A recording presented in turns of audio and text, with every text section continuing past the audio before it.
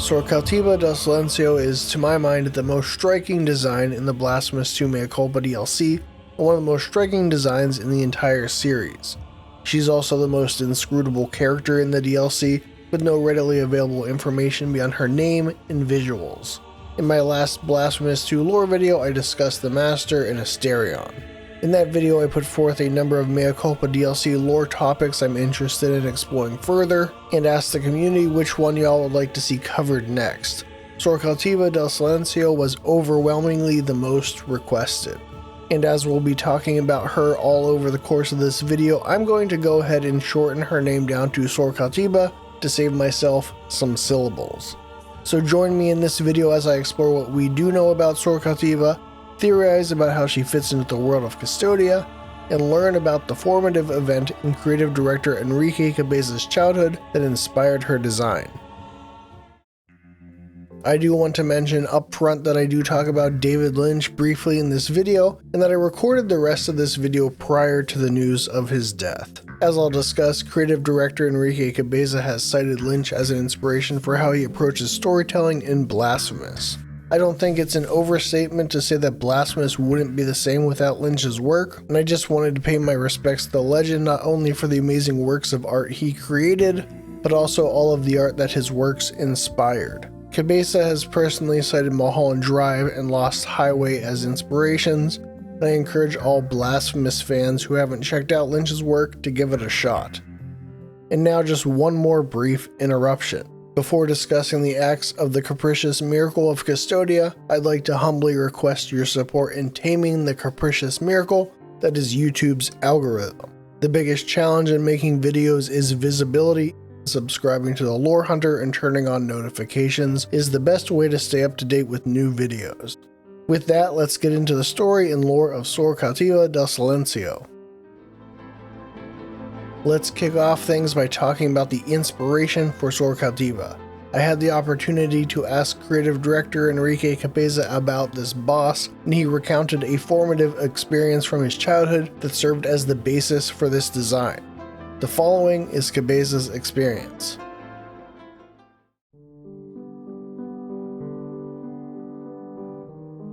I was about 9 years old. I was with my family visiting a small church in front of the cathedral in Seville. We did not know it was time for Mass, and other people started to enter the church. Out of respect, we stayed to hear the Mass. The Mass began with the priest leading the congregation in prayer. As the prayer began, I felt some voices coming from a dark area at the side of the small church. These voices recited the prayer very slowly, but in complete unison. I looked and there was a gate in that dark area, and behind the gate were some nuns. Their faces were very pale in the candlelight, contrasting with their black habits and the darkness of the place. The vision was utterly gloomy and terrifying to me. The candlelight created shadows that made their faces look ghostly. The pallor of their faces looked like varnished wood carvings, or even plastic mannequins. My little cousin was with me at the time and said, "Look, they look real. They look so grim that they seem to be from another world." After the Mass, my parents explained to me that this church was attached to a cloistered convent. Those nuns could not leave the convent, and they were so pale because they did not get sunlight. They were behind an iron fence as if they were prisoners. This was the only place where they could see something of the outside world.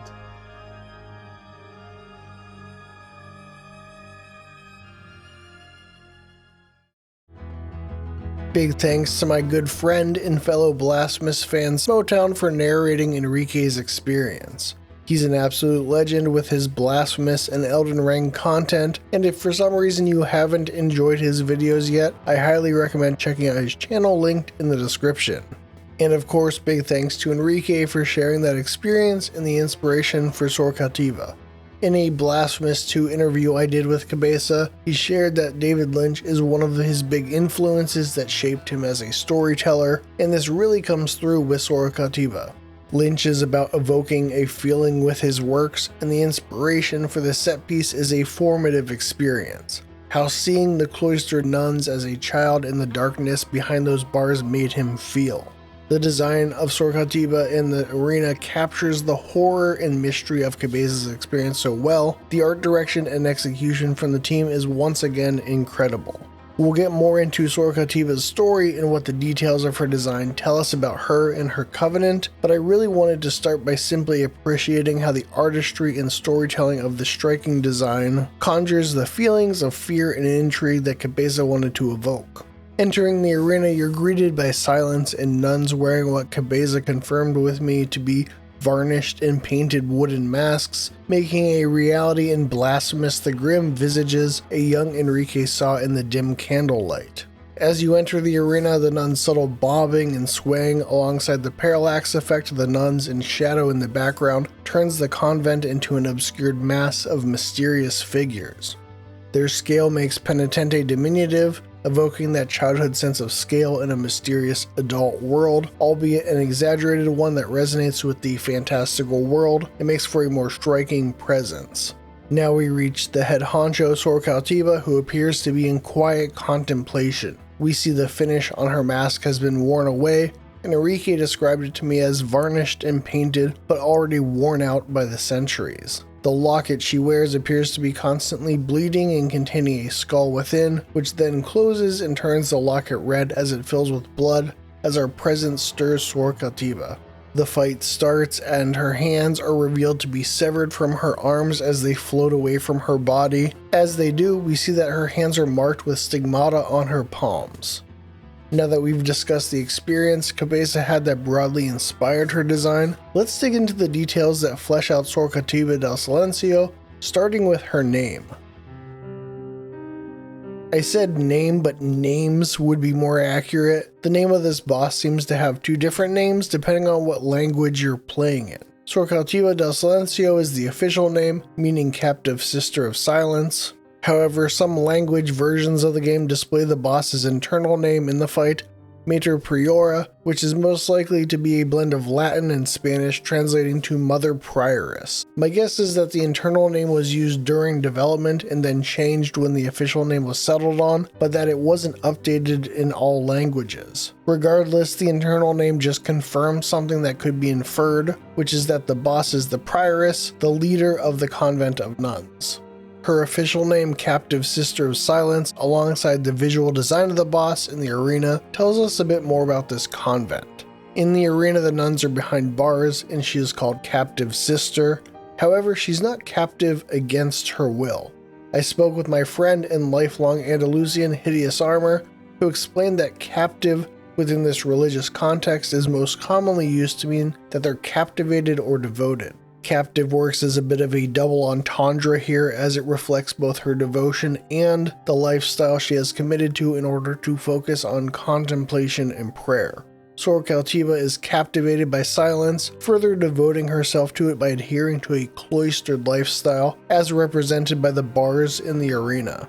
In cloistered convents, the nuns separate themselves from the outside world to avoid distractions and focus on devotion to God. Where cloistered convents do interact with the outside world, they do so through bars. We already knew from Cabeza's story that the cloistered nuns he saw as a kid inspired this set piece, but there's also evidence to suggest that this design was inspired by Carmelite nuns in particular. Credit to user Sussybox on Reddit for pointing out in this post that the convent in the Mea Culpa DLC bears resemblance to the Carmelite nuns in a few ways. Carmelite nuns are a cloistered order practicing an austere lifestyle to focus on prayer and contemplation. They're also visually distinguished by wearing a brown habit instead of black, and they're known for their life of silence in which they speak very little beyond reciting prayers. The Sor Cautiva nuns appear to be dressed in brown habits, and the silence in the Sister Captive of Silence name could be suggesting that they lead a similar life of contemplative silence. While I think there's enough evidence here to suggest that Sor Cautiva and her sisters are based on the Carmelite nuns, there's another noteworthy connection with the Carmelites. To get there, I want to start by recalling a previous connection to the Carmelites in the Blasphemous series. San Juan de la Cruz was a 16th century Christian mystic and Spanish friar whose famous poem, The Spiritual Canticle, served as inspiration for the Stir of Dawn DLC in Blasphemous 1. For those interested, I talk more about San Juan de la Cruz and how his poem The Spiritual Canticle inspired the Stir of Dawn in this video, found linked up on the screen and in the description below. San Juan de la Cruz was not only a famous poet, but he also co-founded the Discalced Carmelites, a reformed order of Carmelites who felt that the order had become too worldly and wished to return to a more austere lifestyle. Discalced means without shoes, a term chosen because they desired to rid themselves of worldly comforts, and I guess they drew the line at shoes. The other founder of the Discalced Carmelites was Santa Teresa de Avila, a Carmelite nun and the first woman to be elevated to Doctor of the Church. You might see where I'm going with this. In their post, Sussybox suggests that Sor Cautiva could take inspiration from Santa Teresa de Avila as the co-founder of the Discalced Carmelites. I agree with this, and I'd like to present some more information that supports this and expand upon this idea. In addition to the typical nun attire and wooden mask previously discussed, Sor Cautiva's design features stigmata on her dismembered hands and a necklace. In Christian mysticism, stigmata are physical wounds that appear in the locations where Jesus received wounds during his crucifixion and are considered a blessing from God, reflecting the bearer's devotion. In the world of Blasphemous, their specific meaning isn't explained, but visually they remain as a mark of blessing, a blessing by the miracle in the context of Blasphemous. This is further reinforced by the ornamental design of the stigmata. The cloistered nuns that inspire the design of Sor Cautiva, especially the Discalced Carmelite nuns, live an austere lifestyle devoid of distracting worldly possessions to focus on prayer and contemplation. The other nuns in Sor Cautiva's arena don't have jewelry or ornamentation of any kind. The only ornamentation the convent is shown to have is found on stigmata on her hands and her necklace. This highlights these marks as blessed and powerful, which are mechanically underlined by the stigmata on her hands being the conduit for her offensive power, and the necklace being the source of her invulnerability as well as her weak point. This is a bit of additional speculation on my part, but the ornamentation may even be a part of the marks themselves, as the blessings of the miracle have been seen to coat the blessed in gold and ornamentation. We see gold exploding out of people left and right throughout the series, usually played for horror. However, we also see the miracle create ornate sarcophagi for Laudes and Hermanicitas, as well as blinging out Soledad's cage. In either case, I feel confident in asserting that Sor Cautiva's ornamentation contrasts the nun's otherwise unassuming attire because it represents a blessing of the miracle. The stigmata on her hands, as discussed, are inspired by Christian mysticism, but that's not the only significant quality of her hands. They're also free-floating. You may have forgotten at this point, but we started down this rabbit hole discussing what evidence suggests that Sor Cautiva takes inspiration from Santa Teresa de Avila, and the first reason has to do with these dismembered hands. Santa Teresa de Avila is a highly revered figure in the Catholic Church as the co-founder of the Discalced Carmelites and the only woman to be awarded the Doctor of Divinity title for her many writings on religious topics and a well-known autobiography. When you're a cool historical figure in the Catholic Church, your body is bound to end up as some relics, and Santa Teresa is no exception. Various parts of her are preserved as relics in Spain and abroad, including both of her hands and her heart, but it is this hand that was mummified and placed in this reliquary that I want to focus on. The incorrupt hand of Santa Teresa relic is notable in modern history because a dictator was obsessed with it, but I'm not talking about Thanos. Spanish dictator Francisco Franco took Santa Teresa's incorrupt hand for over 40 years, walking around with it and supposedly even holding onto it in his deathbed. So in addition to the obvious religious significance of Santa Teresa de Avila's incorrupt hand as an important relic to the church, her severed hand bears additional cultural significance in Spain. Based on this, I believe it's reasonable to suggest that her dismembered hands took some inspiration from Santa Teresa's incorrupt hands. This is in addition to Sor Cautiva being the head of an order of nuns that resemble the Discalced Carmelite nuns that Santa Teresa founded. But we haven't discussed the other major detail in Sor Cautiva's design that seems to take inspiration from Santa Teresa, her necklace. As previously discussed, this necklace seems to be the source of her invulnerability and a weak spot when shattered open. At first I thought that it could be the equivalent of a rosary necklace, but that doesn't really make sense as we've already established that the ornate aspects of her design seem to relate to a blessing from the miracle. We've also seen rosary necklace inspired jewelry on characters like Our Lady of the Charred Visage, and the necklace Sor Cautiva wears is different. So let's take a closer look at the design of her necklace.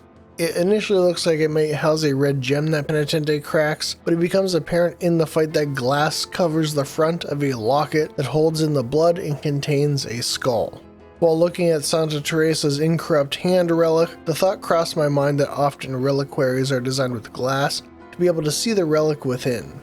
That's when I thought of Sor Cautiva's necklace and how the front of the locket appears to be made out of glass. Penitente's strikes crack the glass until it shatters, at which point it opens up and we can see a small skull and blood spilling out. After a short time, Sor Cautiva prays, and when she finishes the prayer, the locket is restored, and we can briefly see the repaired clear glass doors close, and the blood from within fills it up and turns the locket red.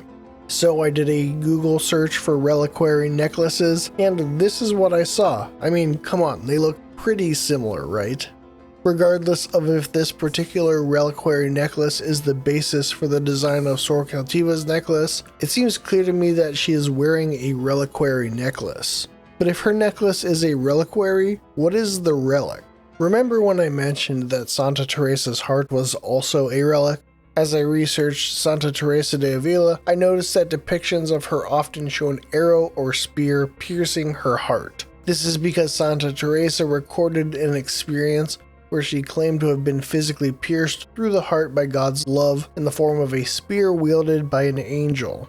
When Santa Teresa was exhumed in 1582, her body was found to be incorrupt, meaning miraculously preserved, and there was evidence of multiple wounds on her heart. This is known in Christian mysticism as transverberation, in which a saint's heart is pierced with an arrow or dart by an angel. And while depictions of Santa Teresa de Avila most often represent her transverberation with an arrow or spear, depictions of Santa Teresa de Avila sometimes represent it through a necklace or holy aura on her chest. It's my theory that the ornate necklace worn by Sor Cautiva was inspired by the transverberation of Santa Teresa de Avila, the founder of the Discalced Carmelites that inspired the appearance of Sor Cautiva's cloistered convent. Sor Cautiva received this holy wound to her heart by the miracle that is manifested by the reliquary necklace. It's my assertion that the skull within the reliquary metaphysically represents her mortality. When Sor Cautiva is defeated, watching her death animation closely reveals that the skull within the reliquary catches fire and turns to ash simultaneously as her wooden mask does, dropping away to reveal a skeletal visage underneath. This reminds me a bit of the last son of the miracle from Blasphemous 1, in which he wears a reliquary necklace containing a body. The theory to which I adhere is that the body within the last son's reliquary either literally or metaphysically represents Escobar's human body before he was transformed by the miracle. While the body within the reliquary necklace worn by the last son of the miracle remains intact and unbroken even upon defeat, the presence of a reliquary necklace upon these larger-than-life figures could suggest a similar theme or function with Sor Cautiva and the skull in her reliquary. While this makes the most sense to me, I'm curious to hear alternative theories about the skull within the necklace. If you have any thoughts about it, leave a comment with your ideas. So we've discussed Cabeza's formative experience with cloistered nuns that served as the basis for Sor Cautiva del Silencio. We've also explored how her name and visual details suggest inspiration from Santa Teresa de Avila and the Discalced Carmelite nuns, and what that tells us about the character of Sor Cautiva del Silencio. But what is Sor Cautiva's significance within the Mea Culpa DLC? What's the convent story? Why does Penitente fight her? As far as her role in the plot of the Mea Culpa DLC and how Sor Cautiva and her convent fit into the world of Cvstodia, there's not much. It's been suggested that the convents of Sor Cautiva and the Lady of the Charred Visage from Blasphemous 1 have a connection. The mechanical design of Sor Cautiva is clearly a nod toward the Lady of the Charred Visage boss fight. They're both large background bosses who fight primarily by sending various projectiles and lasers out from their hands. They're also both nuns. However, despite these similarities, I don't think there's a direct connection between the convents of Sor Cautiva and Lady of the Charred Visage. The nuns of the Lady of the Charred Visage wear the more common black habits, while Sor Cautiva's nuns wear brown habits inspired by the real-world Carmelites. In addition, Lady of the Charred Visage was inspired by Maria Coronel, while Sor Cautiva was likely inspired by Santa Teresa de Avila, as we've discussed. Both convents don masks, but the masks of the nuns of the Charred Visage are directly inspired by their lady, and the wooden masks of Sor Cautiva's convent were inspired by Enrique Cabeza's experience with the visages of cloistered nuns as a child. These differences in design and inspiration, in addition to there being no additional details to connect them, lead me to believe that there's no direct connection between these groups beyond them both being orders of nuns. In addition to this theory, there's also the idea that the nun talked about in the beatified statue could be related to Sor Cautiva and her convent. I think it's possible that the beatified could be related to Sor Cautiva and sisters, but that it's unlikely for two reasons. One reason is that the description mentions her wearing a black habit, whereas we've previously discussed that the convent here wears brown habits. And as a cloistered convent, Sor Cautiva's sisters wouldn't leave their monastery to go into the outside world, but we see the beatified doing that in the lore description. Sor Cautiva and her sisters remain deep underneath the earth in the icebound mausoleum, their only contact with the outside world being through bars. So while it's possible, I think it's more likely that the nun described in the beatified statue is not associated with Sor Cautiva. What I do think is that Sor Cautiva and her convent are fully new to the world of Blasphemous as of the Mea Culpa DLC. They're a convent of nuns that dwell deep within the icebound mausoleum who are dedicated to the silence of prayer and contemplation. As for why they fight Penitente in the Mea Culpa DLC, I think the motivation is simply that they're trying to stop him. Beyond their convent is Hilaria's sarcophagus, where Penitente will enter Chrysanta's dream and retrieve the hilt of Mea Culpa. While we learn from Chrysanta that her dream is beyond the reach of the miracle, Annunciata speaks of the beauteous quill of the miracle, implying that the miracle has some knowledge or control of the future. With this in mind, it's within reason to suggest that the miracle has some awareness that Penitente will get Mea Culpa's hilt by guiding Hilaria to her sarcophagus, and in that scenario might direct Sor Cautiva to stop him. Her stigmata and transverberation of her heart are blessings of the miracle reflecting her devotion, and she would obey the miracle if it directed her to prevent Penitente from getting access to Hilaria's sarcophagus. At this point, I think it's safe to say that the flavor and design of Sor Cautiva is awesome, but that her actual story seems pretty thin.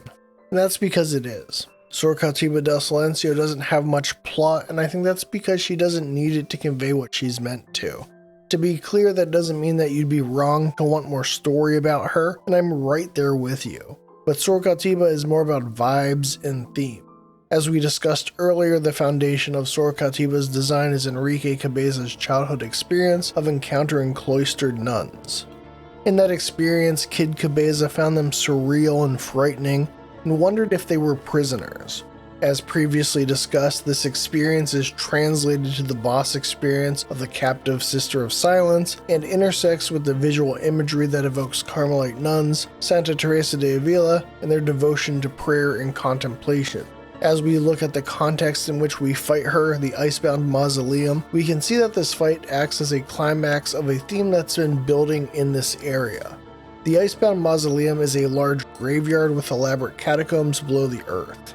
The Roman architecture of the mausoleums gives the sense of this place being older when contrasted against the relatively new Baroque architecture found elsewhere in Cvstodia, including the Street of Wakes we traveled from to access this place. These ruins were visually inspired by Roman mausoleums found in Turkey and Spain, suggesting that the art direction was more about Roman architecture and understanding it as more ancient than referencing a specific location. This aligns with Cabeza stating that Sor Cautiva's mask is worn and faded because it's centuries old. However, there's an oddity of these mausoleums and their function.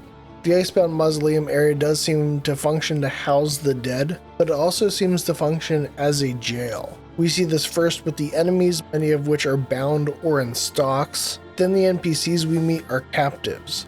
Hilaria describes her situation as imprisoned in a tomb of stale earth, and that Penitente has carved a means of escape from this tomb by opening up the wall. The other NPC is literally called the Prisoner, and we find him bound underneath a guillotine.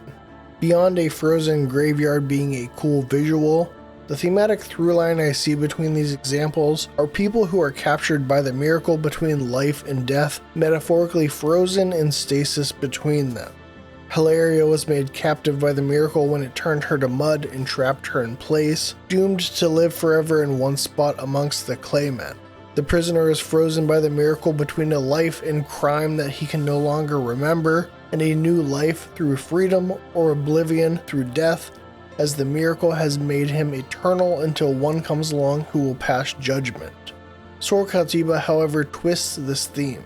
Just like a young Enrique in Seville with the cloistered nuns, at first Sor Cautiva and her sisters seem like they might be another example of the miracle freezing people between life and death, trapped. These nuns may be in the deepest recesses of the icebound mausoleum, but they are not captives of the miracle in the same way. They are captivated only by their devotion. They reside behind bars of their own volition, choosing to exist outside the world in silent prayer and contemplation. The miracle blessed Sor Cautiva, letting her pass the centuries in silence as she was made eternal by the transverberation of her heart, the passage of time only marking her worn wooden mask. Sor Cautiva was captivated by the miracle in a place where the miracle held others captive. Her story is thin, and while I'd love to know more about her and her sisters, it's not really the point.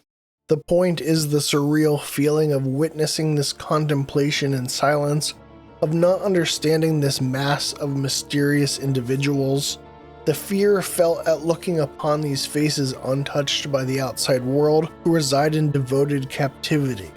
Sor Cautiva presents an interesting counterpoint to a grander theme of the icebound mausoleum, which explores those who are held captive by the miracle between life and death. This concept of being eternally captive feeds into a broader theme explored in Blasphemous 2. In an interview I did with Enrique Cabeza, he brought up how one of the themes of Blasphemous 2 was the timelessness of art, of eternity captured in a static image. In that video I spoke about how the tableaus of NPCs in Blasphemous 2 are often these static scenes, upon which time is enacted upon them by playing the game and progressing these static moments of eternity. This concept feels especially relevant in the Mea Culpa DLC and the Icebound Mausoleum. Hilaria and the prisoner are eternally static, very literally captive to the miracle as they rely on Penitente's intervention to free them and progress their story. Sor Cautiva is captivated by the miracle through eternal prayer and contemplation, its blessings keeping her static across the centuries. Likewise, her story only progresses as Penitente attempts to move beyond her to Hilaria's resting place. She can't remain static as she is compelled to fight Penitente either by the miracle or her own conviction, and this ultimately brings a conclusion to her story. Sor Cautiva del Silencio is a compelling and beautiful image that embodies and shares a surreal and terrifying moment that Enrique Cabeza had as a kid. It also contains a bunch of cool details inspired by Spanish history and culture to suggest a context within the world of Blasphemous. These details for me fire the imagination when thinking about the world of Blasphemous, as well as further develop the context in which Enrique's experience occurred. Again, this isn't to say that I don't think Sor Cautiva wouldn't benefit from some more text about her. I'd love for her to have a tragic backstory along the lines of Our Lady of the Charred Visage to read about. Learning about the lady's backstory was the catalyst for me to discover how she was inspired by Maria Coronel, and illustrated to me how expertly the Game Kitchen took these real-world elements and used them to build the world of Blasphemous. But wanting to learn about her story and what inspired it started with how compelling and grotesquely beautiful her design was. The intentionality in Sor Cautiva's incredible design is just as detailed and interesting to explore as the lady's design, and through it I've learned more details about Spanish culture and history. We just don't have the same text to bridge those elements, and while it's a bit of a bummer, I've ultimately found Sor Cautiva similarly fun to explore and gratifying to better understand. And there you have it, the story, lore, and inspirations behind Sor Cautiva del Silencio. Once again, big thanks to Enrique Cabeza for taking the time to speak with me about the experience that inspired this boss, and big thanks to Smotown for narrating Enrique's experience. If you enjoyed this video, please consider giving a like and be sure to subscribe to the Lore Hunter for more Blasphemous content. I'd also be really interested to get your thoughts on Sor Cautiva, and if this video reinforced your thoughts or unlocked something for you. Leave a comment with your thoughts and also what other topics you might like to see covered on the channel. Thanks for watching.